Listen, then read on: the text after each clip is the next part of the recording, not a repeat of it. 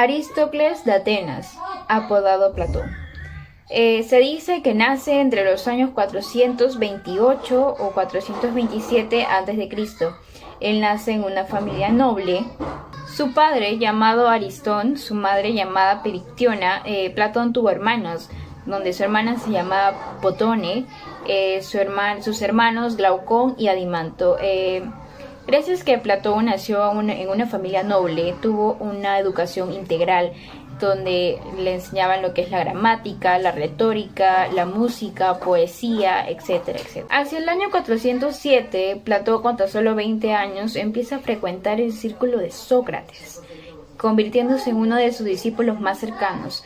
Luego, la injusticia de la condena a muerte en el año 399 hace que Platón se aleje de la política. Tras aquel acontecimiento, Platón se refugia en Megara para de ahí empezar su viaje. Partió primero a África, visitando Egipto, y después a Cirenaica, donde frecuentó a Aristipo y al matemático Teodoro. De ahí va a Italia con el fin de conocer las sedes pitagóricas. Allí se familiarizó con las sedes pitagóricas, además de visitar la corte del tirano Dioniso en la ciudad de Siracusa. De regreso a Atenas, hacia el 387, Platón fundó la Academia, una institución destinada a dar una educación filosófica completa a los futuros políticos. En poco tiempo, la Academia Platónica, entre cuyos primeros se encontrará Aristóteles, encontró su lugar en la vida educativa ateniense. Ofreciendo un conjunto variado de disciplinas que iban en la dialecta de las matemáticas, pasando por la música, la astronomía o la física.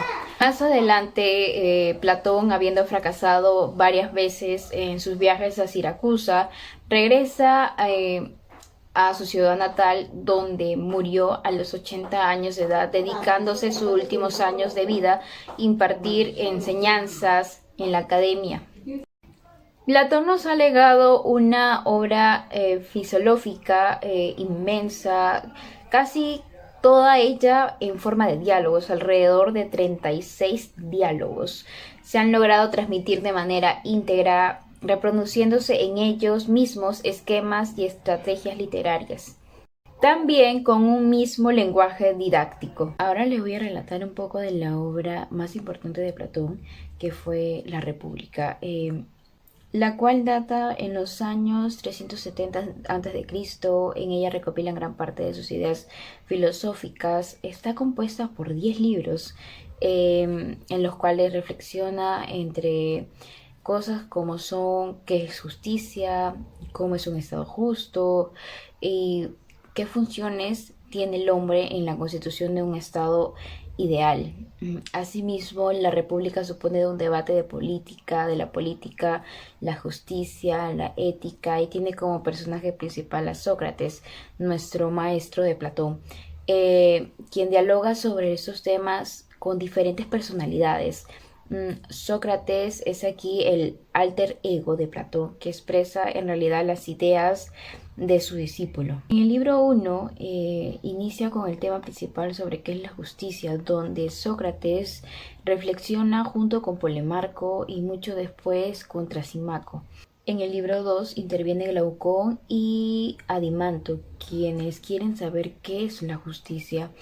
Luego, en el libro 3 se centra en cómo tienen que ser educados los futuros guardianes.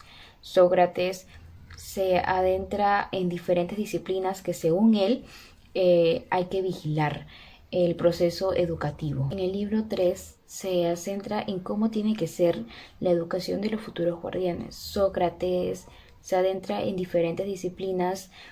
Según él, hay que vigilar el proceso educativo de los guardianes.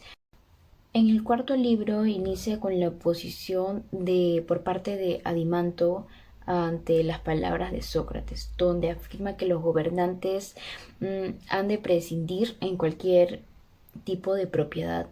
En el quinto libro intervienen Adimanto, Polimarco, Trasimaco, Glaucón, y quienes, insatisfechos con la respuesta de Sócrates, quieren que continúe especificando detalles sobre la ciudad ideal.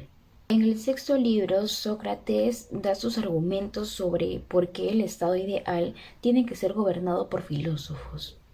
En el séptimo libro, Sócrates habla sobre la importancia que tiene la educación del rey filósofo. Aquí expone el mito de la caverna, a fin de explicar la importancia del filósofo como guía a las personas para extraerlas de la ignorancia y dirigirlas hacia el conocimiento. En el octavo libro, Glaucón hace un resumen sobre el estado ideal que ha ofrecido Sócrates.